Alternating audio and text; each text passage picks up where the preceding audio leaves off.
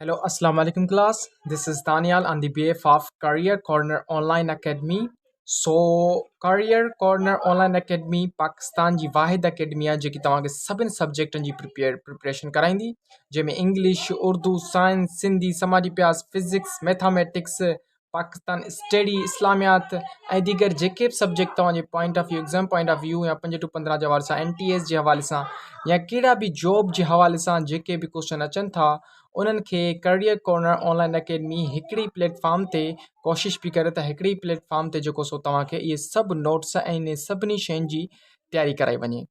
त मुंहिंजो सब्जेक्ट जेके आउं तव्हांजो नओं टीचर आहियां ज़वार दानियाल। त जेके मूंखे सब्जेक्ट मिलियनि उहो आउं तव्हांखे पढ़ाईंदुसि पाकिस्तान स्टडी, पाकिस्तान अफेयर ऐं इस्लामियात। त अॼु पंहिंजो पहिरियों लेक्चर आहे पाकिस्तान अफेयर्स में। ठीकु आहे, हाणे पाण पंहिंजो लेक्चर शुरू था कयूं। लेक्चर शुरू करण खां पहिरीं हिकिड़ी शइ तव्हांखे यादि ॾियारे छॾियां त जॾहिं बि पाण पाकिस्तान स्टडी पढ़ूं त पाकिस्तान स्टडी खे पढ़ण लाइ हिकिड़ी शइ तव्हांजे ज़हन में हुजे त हीअ जुनून में पढ़ी वेंदी आहे। जुनून में यानी सीरीज़ वाइज़ में अगरि का शइ तव्हां पढ़ो था पहिरियां फॉर एग्ज़ाम्पल पाकिस्तान अफेयर जो तव्हां हिकिड़ो टॉपिक खयों, वार ऑफ इंडिपेंडेंस फॉर एग्ज़ाम्पल पाण खयों, उनखे पढ़ण खां पोइ तव्हां वरी ॿियो टॉपिक था खणो, टियों टॉपिक था खणो, ईअं न करियो। तव्हां सिक्वेंस में हलो। वार ऑफ इंडिपेंडेंस खयों अथव 1857, उन खां पोइ वरी इंडिया एक्ट्स खणो। ठीकु आहे, इंडिया एक्ट्स खां पोइ वरी जंग आज़ादी खणो, इंडस वैली सिविलाइज़ेशन खणो, डेंसिटीज़ खणो, मुगल एरा खणो, जियोग्राफी ऑफ पाकिस्तान खणो। इन सभिनि खे पाण डिस्कस कंदासीं। त सीरीज़ वाइज़ पढ़ण में हिकिड़ो तव्हांखे फ़ाइदो थींदो, सीरीज़ वाइज़ में हर का शइ तव्हांखे सम्झ में ईंदी वेंदी। ठीकु आहे, हर का शइ अगरि तव्हां टॉपिक वाइज़ वेंदा त हिकिड़ो ॿिनि ॾींहं छॾींदा त तव्हांखे सभु शइ विसरी वेंदी। ऐं हिकिड़ी शइ तव्हांखे पहिरीं ॿुधाए छॾियां त जेकी लास्ट टेस्ट हुई PST GST में उन मूं क्वालीफाई कई, पर मुंहिंजो शौक़ु जेको आहे सो इंजीनियरिंग में आहे, इन करे आउं ख़ुदि इलेक्ट्रिकल इंजीनियर आहियां। त हुन में मूं खयूं हुयूं तक़रीबन आख़िरी जेकी सीट वई उहा 75 मार्क्स ते वई। ठीकु आहे, मुंहिंजी आख़िरी सीट 75 मार्क्स जी आहे। हिन आउं ख़ुदि बैचलर ऑफ इंजीनियरिंग पियो कयां कायदे यूनिवर्सिटी में। त अचो त पाण पाकिस्तान अफेयर्स में। पाकिस्तान अफेयर्स में पाण हिन खे ॿिनि कैटेगरियुनि में ॿिनि शयुनि में विरायो आहे। पहिरीं शइ आहे प्री पार्टीशन, पाकिस्तान जी आज़ादी खां पहिरीं। ॿिए जो नालो आहे पोस्ट पार्टीशन, पाकिस्तान जी आज़ादीअ खां पोइ। पहिरीं पाण खणंदासीं प्री पार्टीशन, यानी पाकिस्तान जी आज़ादी खां पहिरीं छा थियो, ब्रिटिशर कीअं इंडिया ते हमलो कयो, कीअं पंहिंजे कब्ज़े में आणी, उहे सभु पाण शयूं पढ़ंदासीं, यानी पाकिस्तान जी आज़ादीअ खां पहिरीं प्री पार्टीशन जंहिंखे पाण चवंदा आहियूं। त अॼु जो पहिरियों पंहिंजो टॉपिक आहे वार ऑफ इंडिपेंडेंस। ठीकु आहे, का बि मुश्किल ॻाल्हि कोन्हे, मूंखे तव्हांखे डिटेल में त पढ़ाइणी कोन्हे, सिर्फ़ु तव्हांखे उहे शयूं, उहे पॉइंट ऑफ व्यू, उहे MCQs ॿुधाइणा आहिनि जेके तव्हांजी टेस्ट जे हवाले सां इंपॉर्टेंट आहिनि। ऐं यकीन ॼाणो त हर लेक्चर खे सिर्फ़ु तव्हांखे ध्यान सां ॿुधणो आहे। ठीकु आहे, ऐं पोइ तव्हांजे पेपर ऐं पन्नो जॾहिं लेक्चर ॿुधो पेपर ऐं पन्नो तव्हांजे हैंड में हुजे। ठीकु आहे, उन खां पोइ जेके बि तव्हांखे पॉइंट थो ॿुधायां सिर्फ़ु पॉइंट खे नोट कंदा वञो। पाण खे को वॾी जेको CSS पास कोन्हे करणी, पाण खे छा करिणो आहे, टेस्ट में जेके आहिनि मार्क्स खणियूं आहिनि। ठीकु आहे, टेस्ट में मार्क्स पाण खे खणियूं आहिनि। त अचो पाण वार ऑफ इंडिपेंडेंस ते था अचूं। त वार ऑफ इंडिपेंडेंस जो सिलसिलो जेको आहे, पहिरीं तव्हांखे वार इंडिपेंडेंस जे बारे में ॿुधाए वञा त हिंदूज़ एंड मुस्लिम इन में गॾु आहे। हिंदूज़ एंड मुस्लिम जेको वार इंडिपेंडेंस खे सॾींदा उहे चवंदा हो त इहे ग्रेट रिवोल्ट आहे, इहा अपराइज़िंग असां लाइ तमामु फ़ाइदेमंद आहे। ठीकु आहे, हिंदूज़ एंड मुस्लिम चवंदा हुआ त इहा असां लाइ जंग आज़ादी आहे, ग्रेट रिवोल्ट आहे। पर ब्रिटिशर ॿिए नमूने हुआ, ॿिया हुआ ब्रिटिशर वार ऑफ इंडिपेंडेंस खे सॾींदा हुआ इंडियन म्यूटिनिटी। हाणे इंडियन म्यूटिनिटी यानी हुकूमत जे ख़िलाफ़ हुआ, जेके ब्रिटिशर चवंदा हुआ त मुस्लमान हिंदू जेके आहिनि उहे हुकूमत जे ख़िलाफ़ आहिनि। हाणे ही ॿ रिज़ल्टूं निकिरण खां पोइ पहिरीं वार ऑफ इंडिपेंडेंस जे अचण खां पहिरीं ही मूं तव्हांखे अहिड़ी पॉइंट ॿुधाए छॾियूं आहिनि जेके MCQs तव्हांजे हवाले सां तमामु इंपॉर्टेंट आहिनि। ऐं ॿियो त हिननि पॉइंटनि खे पढ़ण खां पहिरीं पाण अचूं था हिन जी बैकग्राउंड ते, आख़िर ब्रिटिशर आया कीअं इंडिया में, आख़िर उहे दाख़िल कीअं थिया। हाणे ध्यान सां ॿुधंदा वञिजो, हर हिकिड़ी शइ खे नोट कंदा वञिजो, पंहिंजो दिमाग़ इस्तेमालु कजो ऐं कॉपी पेन पिणु इस्तेमालु कजो। अचो पाण हिन जी बैकग्राउंड ते था अचूं। बैकग्राउंड आहे EIC आहे East India Company. EIC East India Company 16th century में जेको आहे सो ब्रिटिशर जेके आहिनि, ब्रिटिशर आहिनि न, उहे जेके आहिनि इंडिया में आया। हाणे इंडिया में ब्रिटिशर छो आया, हू पंहिंजे मुल्क खे छॾे छो आया, छो करे त ब्रिटिशरनि सोचियो त इंडिया जेको आहे हुन लाइ हिकु सोने जी मुर्गी आहे। छा आहे उहा, सोने जी मुर्गी आहे। उन करे इन्हनि ईस्ट EIC जे नाले सां हिकिड़ी कंपनी ठाही। ऐं तंहिं दौर में 16th सेंचुरीअ में जेके आहिनि मुग़लनि जी हुकूमत हुई, यानी हर स्टेट्स में माना पंहिंजा शहज़ादा हुआ, पंहिंजे रियासत जा बादशाह हुआ। त EIC यानी ईस्ट इंडिया कंपनी जेको सोचियो हो, चवंदो पाण हिन में कंपनी खोलींदा, आस्ते आस्ते हुननि ते कब्ज़ो कंदा वेंदासीं। त पोइ काज़ शायदि 16th सेंचुरी में ब्रिटिश ट्रेड इन सब कॉन्टिनेंट यानी उन्हनि हिसो वरितो ऐं क्वीन एलिज़ाबेथ हो जेको आहे सो कैप्टन हो उन जो ब्रिटिशरनि जो उन जेको इजाज़त वरिती permission granted by Mughal emperor ऐं तंहिं वक़्तु यादि रखिजो तंहिं वक़्तु गवर्नमेंट का बि कोन हुई गवर्नमेंट कंहिंजी मुगल एम्पररनि जी ऐं तंहिं वक़्त में 16th सेंचुरी में हिननि जेकी परमिशन वरिती न ग्रांटेड परमिशन कई उहा जहांगीर खां वरिती कंहिंखां वरिती जहांगीर जेको हो उते जो मुगल बादशाह हो ध्यान सां ॿुधिजाओ जहांगीर जेको हो उन जो उते जो मुगल बादशाह हो इंडिया जो क्वीन एलिज़ाबेथ हो उहो कैप्टनिंग हो यानी कमांडर हो EIC जो यानी ईस्ट इंडिया कंपनी जो कमांडर हो जंहिं इहा परमिशन वरिती ग्रांटेड कई जहांगीर खान खां परमिशन वठण खां पोइ पहिरीं हिननि स्मॉल फैक्ट्री इस्टेब्लिश कई हाणे उन फैक्ट्री में जेको आहे सो उन्हनि थोरी शयूं माना विकिरणु शुरू करे छॾियूं मुख़्तलिफ़ इलाइक़नि में ई आस्ते आस्ते जेको आहे सो उहे माना पॉलिसियूं करणु शुरू करे छॾियूं जेको मुस्लमान हिंदुस्तान जे माना ख़िलाफ़ु हुई मुस्लमाननि ऐं हिंदुस्तान जे ख़िलाफ़ु शयूं हुयूं उहे विकिरणु शुरू करे छॾियूं ऐं पहिरीं यादि करिजाओ त हीउ सूरत इंडिया जो शहरु आहे उन पहिरीं फैक्ट्री जेकी हिन एस्टेब्लिश कई उहा सूरत सिटी में कई ऐं इहो बि यादि करे छॾिजाओ त मीरठ हिकिड़ो इलाइक़ो आहे जंहिंमें मंगल पांडे जेको हो उहो आवाज़ खयो जॾहिं इहा शइ शुरू थी न जॾहिं हिननि आस्ते आस्ते वधाए जेको सो पंहिंजे इंडिपेंडेंस खे पंहिंजी पॉलिसी खे वधि में वधि करे छॾियो त उते पोइ छा थियो जो हिन मीरठ इलाइक़ो आहे उते मंगल पांडे जेको आहे उन जेको आहे सो इहो हथु करणु शुरू करे छॾियो हाणे जो बैकग्राउंड हिकिड़ी शइ तव्हांखे ॿुधाए छॾियां पोइ था अचूं पॉलिसी ते त हीअ कंपनी जेकी आहे न EIC जेकी आहे हीअ कंपनी ब्रिटिश जी हुई ऐं हिन ज़रिए ब्रिटिश इंडिया में आया ऐं हिंदुस्तान हिन वक़्तु मुगल जी हुकूमत हुई ठीकु आहे इहो मूं तव्हांखे ॿुधायो त मुगल जी हुकूमत हुई ब्रिटिश हिंदुस्तान में छो आया छो त उन वक़्तु हिंदुस्तान जी CPD यादि करे छॾियो हिंदुस्तान जी उन वक़्तु CPD चोटीह हुई उहे चवंदा हुआ त हिंदुस्तान असां लाइ सोने जी मुर्गी आहे उन करे उन मां फ़ाइदो असीं वठंदा आहियूं ज़रूरु ठीकु आहे पोइ हिननि छा कयो मुगलनि खां माना पंहिंजी इजाज़त वठी मुगलनि खां इजाज़त वठी ही माना नंढियूं कंपनियूं शाया करणु लॻा ठीकु आहे शाया करणु लॻा आस्ते आस्ते उहे एतिरी तरक़ी मची आहे जो हुननि माना जेको आहे सो हुननि खे माना मिटाइण जी पूरी बंदोबस्तु करे छॾियो त हा असीं हिननि खे कोशिशि कंदासीं 200 खां 300 सालनि ताईं हुन ते पूरो कवर करे छॾींदा ऐं इहो थियो ठीकु आहे तव्हां बसि पहिरीं ते स्मॉल फैक्ट्री इस्टेब्लिश कयूं सूरत में ठीकु आहे जेको इंडिया सिटी आहे पहिरीं बग़ावत किथां शुरू थी हाणे बग़ावत हीअ जेको आहे उहो पोइ जी ॻाल्हि आहे ठीकु आहे हिन 5 पॉलिसियूं ॾिनियूं 5 पॉलिसियुनि ते हू इंडिया ते बिल्कुलु हावी थी आहे पहिरीं पाण हिन ते अचूं त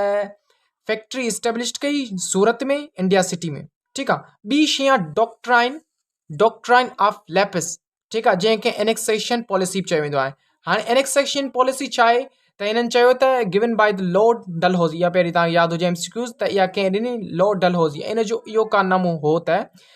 इंडिया में पहिरीं हुआ एम्परर ठीकु आहे अगरि एम्परर खे हुन बादशाह खे हुन शहज़ादे खे अगरि को पुटु नथो थिए ध्यान सां ॿुधायो अगरि को पुटु नथो थिए हिन पॉलिसीअ जो तव्हांखे पूरो व्यू थो ॿुधायां डॉक्ट्राइन लैपिस जो इहो कारनामो आहे त इहो लॉर्ड डलहौज़ी चयो अगरि गवर्नमेंट जो यानी गवर्नमेंट कहिड़ी मुगल एम्परर जी ॻाल्हि पियो कयूं उन गवर्नमेंट जो अगरि को औलाद नथो थिए छो करे त अगरि बादशाह मरंदो त उनजो पुटु तख़्त ते वेहींदो अगरि उनखे को औलाद नथो थिए त उनजी सॼी प्रॉपर्टी बादशाह जी सॼी प्रॉपर्टी जेकी आहे उहा गवर्नमेंट जे हथां कई वेंदी ऐं गवर्नमेंट उते वक़्तु कहिड़ी अची वई EIC ईस्ट इंडिया कंपनी जेकी हुई उन वक़्तु गवर्नमेंट में अची वई त इहा डॉक्ट्राइन ऑफ लैपिस कंहिं ॾिनी गिवन बाय लॉर्ड डलहौज़ी ठीकु आहे ऐं इन कवर कयो ऐं बाक़ाइदी माना कवर करे वई शहर हैदराबाद दक्कन खे करे वई नानाशाह खे कई वई ऐं रानी ऑफ झांसी जेको स्टेटस आहे उनखे बि करे वई ऐं पहिरीं जेको सो मीरठ मां जेकी बग़ावत उथी इंडिया जी त न भाउ असांखे ईस्ट इंडिया कंपनी मंज़ूरु कोन्हे ॿी जेकी आहे रानी ऑफ झांसी ऐं रानी ऑफ झांसी जो कमांडर यादि करे छॾियो रानी ऑफ झांसी जो कमांडर पुछियो वेंदो who is the commander of Rani of Jhansi इनखे चइबो आहे टिटिया टोपी जेको हो रानी ऑफ झांसी जो कमांडर हो ठीकु आहे इन रानी ऑफ झांसी खे रानी लक्ष्मी बि चयो वञे थो ठीकु आहे सिर्फ़ु यादि करे छॾिया उहे MCQs उहे शयूं तव्हांखे ॿुधायां पियो हिस्ट्री इन करे पियो ॿुधायां जो तव्हांखे मथां खां वठी अगरि हर शइ पॉइंट डिटेल में यादि हूंदी त तव्हां MCQs पाण ई कढी सघो था हिन जे आख़िर में तव्हांखे कुझु MCQs करंदुसि उन खां पोइ बुलेट पॉलिसी हिननि कई उन खां पोइ छा कयूं हिननि बुलेट पॉलिसी कई हाणे इहा जेकी बुलेट हुई न made up from fat cows and pig जेकी बुलेट हुई गोली जेकी ठहियलु हुई उहा जेकी हिननि पॉलिसी विकिरणु शुरू कई पॉलिसी यानी जेके हुननि जेके फैक्ट्रियूं इस्टेब्लिश कयूं ऐं विकिणणु इंडिया जे मुख़्तलिफ़ इलाइक़नि में विकिरणु शुरू कयूं उहो बुलेट जेकी हुई न उहा दॻीअ मां ऐं सुअर मां ठहियलु हुई मुस्लमान ऐं हिंदू उन लाइ बग़ावत कई ऐं उन लाइ इनकार बि कयूं, छोकर त काउज़ जेकी हुनजी माता रानी हुनजी काउज़ जी में पूजा कंदा आहिनि हिंदू। ऐं जेकी पिग आहे उहा इस्लाम में हराम आहे। पिग यानी जेको पंहिंजो सूअर आहे उहो इस्लाम में हराम आहे। इन करे मुस्लमान ऐं हिंदू ॿई हिन जा मुखालिफ़ हुआ। ठीकु आहे। उन खां पोइ आहे पंहिंजे 3 number point Christian missionary school. हाँ, जॾहिं ब्रिटिशर अंदरि आया, फैक्ट्री आस्ते आस्ते खोलींदा विया, त उन्हनि छा कयो, उन अदारनि में, उन्हनि इलाइक़नि में, उन्हनि हिस्सनि में पंहिंजा स्कूल खोलण शुरू करे छॾिया ऐं पब्लिक प्लेसिस में उन्हनि सिर्फ़ु ऐं सिर्फ़ु पंहिंजा स्कूल खोलिया ऐं सिर्फ़ु क्रिश्चियनलाइज़ पब्लिक सेंटर खोलिया, जिन में सिर्फ़ु क्रिश्चियनलाइज़ स्टडी कराई वञे थी, जंहिंमें सिर्फ़ु क्रिश्चियन जे बारे में पढ़ायो वेंदो आहे। हिंदुस्तान या मुस्लमान जे बारे में यानी इस्लामियात जे बारे में, ॿी के शयुनि जे बारे में न पढ़ायो वेंदो, बल्कि रुगो क्रिश्चियन यानी ईसाईयत जे बारे में पढ़ायो वेंदो। ऐं सभिनी खे यानी हिंदू मज़हब खे, मुस्लमान मज़हब खे जेको सो इक्वलिटी करे उहे कंहिं में आणंदे चाहियूं, क्रिश्चियन मज़हब में, उन्हनि खे क्रिश्चियन ईसाई ते बणणु चाहियूं। ऐं ॿियो चौथों नंबर हैवी टैक्सिस, वॾे में वॾी जेकी बग़ावत जे नाले सां उथी ॻाल्हि उहा हैवी टैक्सिस, यानी उन पंहिंजो टैक्स एतिरो वधाए छॾियो जो फॉर एग्ज़ाम्पल अगरि कंहिंजो फसल लुणे थो न, फसल लुणण में हू माना अचनि था, रेट हणनि था, हुनजो सॼो माल बि खणनि था, हुनखे माना ओधारो बि करे था वञनि। त एतिरो माना हैवी माना टैक्सिस पॉलिसी बुलेट डॉक्टर ऐं लिपेसी खे करण खां पोइ आख़िरकार जेको आहे सो इंडिया मुस्लमाननि इंडिया में हिंदुनि ऐं मुस्लमान जेको आहे सो पंहिंजो माइंड डाइवर्ट कयो। डाइवर्ट करण खां पोइ उन नारो हयो जंग आज़ादीअ जो। ठीकु आहे। हाणे जंग आज़ादी जो नारो हुयो, रिज़ल्ट ऑफ अपराइज़िंग छा आहे, पोइ हुननि चयो ठीकु आहे एडमिनिस्ट्रेशन था कयूं, जंहिंमें 80 सीटूं इंडिया जूं ऐं 20 सीटूं असीं था खणूं। ऐं यादि रहे त हुन 20 सीटूं उहे खयूं जेके माना ऑफिसर्स हुआ। छा हुआ? ऑफिसर्स 20 पाण ॾे खयूं, मथी लेवल वारियूं सीटूं 80 जेके इंडिया खे ॾिनियूं। कोर्ट सिस्टम चेंज करे छॾियूं, या कोर्ट में जेके बि सिस्टम आहे इंग्लिश लैंग्वेज वारा करे छॾियूं। चेंजिंग रूल्स ब्रिटिश रूल करे छॾियूं। जेके बि कोर्ट जा रूल हुआ मुस्लमान तहत या हिन हिंदुनि तहत, उहे चेंज करे हुन ब्रिटिश रूल में करे छॾिया। ठीकु आहे। अहिड़े तरह इकोनॉमिक्स स्पीड यानी GDP, टैक्सिस, पावर्टी, इन सभिनि खे मिलाए हुननि हिंदुस्तान खे तमामु खाई छॾियो, पंहिंजे इदारे में विकिणे छॾियो। त जेको बि फॉर एग्ज़ाम्पल फसल लुणे थो त उनखे एतिरो इंटेलिजेंट हुआ ब्रिटिश जो उनखे उते रेट बि मारे वेंदा हुआ, रेट भणी वेंदा हुआ, उनखे उते उधारो बि करे वेंदा हुआ। ठीकु आहे। त पोइ हाणे रिज़ल्ट ऑफ अपराइज़िंग जो इदारो हुई economics administration code of system. ठीकु आहे। हाणे हिन जो डिफेंस कंट्रोल छा आहे? डिफेंस कंट्रोल इहो आहे त top 20% officers of EIC East India company, यानी 45,000 जेके ऑफिसर हुआ टॉप ऑफिसर, उहे कंहिंखे डिफेंस कंट्रोल में ब्रिटिश ॾे हुआ। 80% इंडिया ऑफिसर जेके हुआ उहे इंडियन ॾे हुआ, यानी 2,32,000। पर तव्हां हाणे पाण फोकस कयो, अगरि 5 ऑफिसर मथी लेवल वारा हूंदा ऐं हेठि भले हज़ारनि जी तइदाद में तव्हां नौकर छॾे ॾियो, पर अगरि को हिकिड़ो बि ऑफिसर हुननि खे चवंदो अबा तूं रिटायर ई अॼु गाड़ी ऑफिस में न अच, त हू कोन ईंदो। ठीकु आहे। त हिन में लो विजिट्स कहिड़ो हो त हू माना जॾहिं बि ईंदा हुआ न गाॾियुनि में लहंदा त हिननि ते एतिरो माना ज़ुल्म कयो वियो त हू ओसि ताईं पंहिंजो सलाम बंदि न कंदा जेसि ताईं हू पंहिंजी गलीअ खां गुज़री न वञनि, जेसि ताईं हीउ सलाम कंदा रहंदा, जेसि ताईं हू गुज़री न वञनि।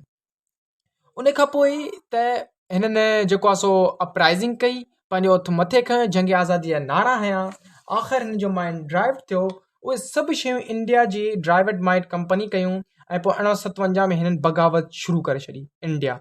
जे बग़ावत में जंहिं बग़ावत खे हुन नालो ॾिनो जंग आज़ाद। ठीकु आहे। जंहिं बग़ावत खे छा नालो ॾिनो? जंग आज़ाद। उन्हनि चयो त असल में हाणे जेके ब्रिटिशर आहिनि इहे असां ते कब्ज़ो कनि पिया, त उन्हनि इतिहाद में मुस्लमान हिंदुनि तमामु वॾी तइदाद में पंहिंजो मजमू कयो ऐं उन्हनि सां हिकिड़ी जंग कई, जंहिं जंग खे नालो ॾिनो वञे थो वार ऑफ प्लासी। जॾहिं वार ऑफ प्लासी थी त वार ऑफ प्लासी में शिकस्त थी इंडिया खे, अच्छा त पाण पढ़ूं था त वाई इंडिया डिफीटेड छो थी? इंडिया डिफीटेड ईअं की थी लेक ऑफ कम्युनिकेशन। हाणे इंडिया पहिरीं इहो आहे हिसो त लेक ऑफ कम्युनिकेशन, यानी हुनजो राब्तो कोन थी सघे। पहिरीं इंडिया सही बि वियो, पहिरीं माना जेके ॿ टे मुक़ाबिला थींदा आहिनि, हिकिड़ो ॿ मुक़ाबिला आहिनि, त हुन में इंडिया माना सही बि वई, तमामु ताक़तवर हुई, पर लेक ऑफ कम्युनिकेशन हुई। लेक ऑफ कम्युनिकेशन यानी जेको हुननि जो जेको आहे सो कम्युनिकेशन हूंदी न, माना तॾहिं त फ़ोन त कोन हुयूं, जॾहिं लेटर वञण में हू जेके ख़त खणी वेंदा हुआ ॿिए कम्युनिकेशन, त उनखे ब्रिटिश विचां माराए छॾींदी, हुननि ॿिए ॾे ख़त रसण में तक़रीबन 40 खां 50 ॾींहं लॻी वेंदा। उनखे लेक ऑफ कम्युनिकेशन जे करे हुननि जंग हारे। ॿियो नो डायनेमिक लीडरशिप, उनमें को बि अहिड़ो डायनेमिक लीडरशिप न हो। इन करे उसूल परस्त ऐं जंग वारो तरीक़ो इहो आहे त हर कंहिंजो लीडर हुजे, उन लीडर जी मनी वञे, पर हिन में हर को पंहिंजो लीडर थियो पियो हो। इन करे इहो बि हिन में पॉइंट अची वञे थी त मेमोरियल लेक ऑफ अंडरस्टैंडिंग उन में अंडरस्टैंडिंग बि एतिरी कोन्हे जेतिरी ब्रिटिशर में अंडरस्टैंडिंग हुई छोकर त उहो पढ़ियल लिखियल हुआ उनखे एतिरी ख़बर पई त इंडिया सोने जी मुर्गी आहे हिन ते पाण GDP जंहिंजी चोटी आहे असीं हुन ते कंट्रोल आसानी सां करे सघूं था उन खां पोइ वारा प्लासी थी जंहिंमें विक्ट्री थी ब्रिटिश जी यादि करे छॾियो इंडिया लॉस कयो ठीकु आहे उन खां पोइ तंहिं वक़्तु बहादुर ख़ान हो उनजो एम्परर थी वियो बहादुर ख़ान लास्ट एम्परर हो जंहिंखे अंडर डंजन जॾहिं हुन जंग हाराई त हू तमामु छिता थी पिया छा कयूं जो हू जेके बि माना मुस्लमान हिंदू हुआ उनखे क़ैद कयो क़ैद ॾी तक़रीबन खे माना उन्हनि फांसी ॾई छॾी फांसी ॾियण खां पोइ उहे माना उते लटकिया पिया हूंदा जीअं माना ॿिए माण्हुनि में को माना ॿियो माण्हू जेको आहे सो बग़ावत जो नारो न हणी सघे असां लाइ ऐं इहो माना ईंदड़ नस्ल लाइ बि पैगाम हुजे उनखे माना लटके ॾियणु ॾींदा उन अबरत हासिलु करणु चाहियूं ॿियो त मुगल एम्पर जे एम्पर हिनखे इजाज़त ॾिनी कंपनी खोलण में उन्हनि सां हिन एॾो वॾो ज़ुल्म कयो त हुनजा जेके फर्ज़ंद हुआ एम्पर जा उन्हनि जा माना जेको आहे सो सर कटे ॾींहं राति माना घटनि में फिराईंदा हुआ ऐं फिराईंदा हुआ हिन बादशाह जे ॾींहं राति अॻियां आणींदा हुआ आख़िरकार हिन पंहिंजो जेको आहे सो जेल में ॾई छॾियो ऐं वाराप्लासी में हिकिड़ी तव्हांखे शइ यादि हुजे वाराप्लासीअ में वाराप्लासी ही ॾिसो मूं पहिरीं ही पॉइंट अंडरलाइन करे छॾी तव्हांखे सम्झाए सघां ईस्ट इंडिया कंपनी जेकी वाराप्लासी जेको आहे सो हुन कई जंहिंमें ब्रिटिशनि खटियो इंडिया हारायो हुननि पूरे इंडिया खे विदिन 200 ईयर में पूरी इंडिया खे माना कंट्रोल करे छॾियो पूरी इंडिया खे पंहिंजी अंडरग्राउंड करे छॾियो उन खां पोइ छा थियो अंडरग्राउंड में कंट्रोल करे छॾियो उन खां पोइ हुननि जी हुकूमत हुई हू जीअं चाहे पिए उहे कयूं पिए जीअं हुननि खे दिलि में हलियो पिए उहे कयूं पिए ऐं उन खां पोइ वरी जेको आहे सो क्वीन विक्टोरिया आई हिकिड़ी ऑर्डिनेंस पास कयई उन खां पोइ उन्हनि हिकिड़ो वाइसराय छॾियो असल में उहे ब्रिटिशर हुआ पर उनजो कानून हिकिड़ो मुदहत हो त मुस्लमान पहचान ऐं हिंदूज़ खे बि पाण ॾिजणु ॾियो हिंदूज़ हेठि तबिके ते रखो पंहिंजे हिसाब सां रखो मुस्लमान खे हेठि रखो पंहिंजे तबिके ते रखो त क्वीन विक्टोरिया जेकी आहे उन ऑर्डिनेंस पास करे हिकिड़ी वाइसराय छॾियो ऐं हिन में पंहिंजा रूल्स एक्ट कयईं जेके हुन ब्रिटिशर रूल एक्ट तरह ख़राबु करे छॾिया त क्वीन विक्टोरिया खे सेट कयो वाइसराय छॾे ऐं उन खां पोइ कुझु आसानी सां ठाहींदो रहियो इहो ई सॼी स्टोरी वार ऑफ इंडिपेंडेंस जी जेकी पाण अॼु पढ़ी हाणे 3 मिंटनि जी इनशाला पाण थोरो हिन MCQs खे जेके मूं इम्पोर्टेंट MCQs ॾिठा आहिनि NTS जे हवाले सां उहे पाण जेको आहे सो पाण हिते टिक कंदासीं त जो पहिरीं MCQs त इन 1857 there was a major rebellion against British in the British it began in which city पहिरीं जेतो त बग़ावत कहिड़े शहर में कहिड़े इलाइक़े में पहिरीं बग़ावत शुरू थी बेंगलोर में कलकत्ता में मीरत में मुंबई में त पाण पढ़ी आहियूं त पहिरीं बग़ावत जेकी शुरू थी उहा किथां खां शुरू थी मीरत में सूरत जो हिकिड़ो शहर हो उन मीरत जे इलाइक़े मां सूरत शहर आहे ऐं मीरत जेको आहे इलाइक़ो आहे हुनजो ठीकु आहे उते ई पहिरीं जेको आहे सो बग़ावत शुरू थी ठीकु आहे ॿियो on 1 January 1857 the use of British made Enfield rifle in India started fate which animal were used to cartridge हिन नस्ल में हिकिड़ो साइन बोर्डिंग लॻायो यानी बुलेट हुन तयारु कई उहा कहिड़ी जानवर जी चर्बीअ मां ठहियल हुई त हिते आउं सिर्फ़ु उहो ऑप्शन थो लिखां जेको सही आहे त काउज़ एंड पिग्स उहे ॿिया जानवर डॉग्स कैट बि ॾेई सघनि था पर काउज़ एंड पिग हिन जो राइट आंसर आहे ऐं 3 नंबर ते MCQ आहे व्हाट वाज़ द इमीडिएट काज़ ऑफ वार ऑफ इंडिपेंडेंट चए थो त उन जेको आहे सो उन वार ऑफ इंडिपेंडेंस जो कहिड़ो काज़ आहे यानी सबबु कहिड़ो इंडिपेंडेंस जो इमीडिएटली जो जल्दी अची थी उनजो आहे ग्रीस्ड कॉटेज ठीकु आहे चौथे नंबर ते आहे त हू gave introduce doctrine of lapis doctrine of lapis खे ॾिनी जेके नेक्स्ट सेशन बि चयो वेंदा आहियूं त लॉर्ड डलहौज़ी जेकी हुई उहा जेकी या डॉक्ट्रिन ऑफ लेपिस ॾिनी ठीकु आहे who was the commander of Rani लक्ष्मीअ जो जेको हो कमांडर उहो केरु हो टिटिया टोपी जेको हो उहो कमांडर हो 6 नंबर ते MCQ था who call the war of independence 1857 as sepoy Multan mutiny ठीकु आहे स्पोली बग़ावत जो नारो पहिरियां कंहिं हुयो जॉन लॉरेंस VK सिम्थ या PK रॉबर्ट कंहिं हुयो इहो सभिनी इहो नारो हुयो यादि करे छॾिजाओ को बि अगरि हिकिड़ो ॾिनल हुजे त हुन टिक कयो अगरि 3 नाला न हुजनि त सभिनी खे टिक करे सघूं था